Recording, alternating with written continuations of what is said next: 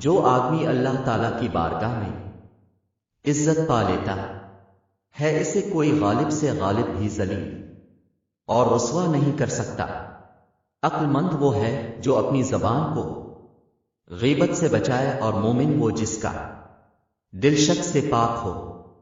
جو قناعت اور صبر اختیار کرتا ہے وہ غنی ہوتا ہے۔ جو آدمی اپنی قدر اب نہیں جانتا تو کوئی دوسرا آدمی بھی اس کی قدر نہیں پہچانتا۔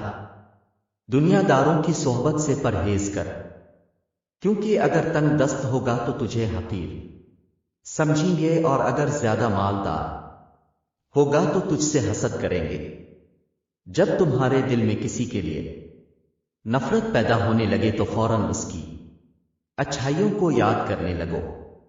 جو آدمی اللہ تعالیٰ کے سامنے اپنی عاجزی ظاہر کرتا ہے تو دنیا داروں کی اونچی گردنیں اس کے سامنے ذلیل و پست ہو جاتی ہیں۔ کوئی تمہارا دل دکھائے تو ناراض مت ہونا، کیونکہ قدرت کا قانون ہے جس درخت کا پھل زیادہ میٹھا ہوتا ہے لوگ پتھر بھی اسی کو مارتے ہیں۔ کبھی اپنی زبان سے کسی کے عیب بیان نہ کرو، کیونکہ عیب تم میں بھی ہے اور زبان لوگوں کی بھی ہے۔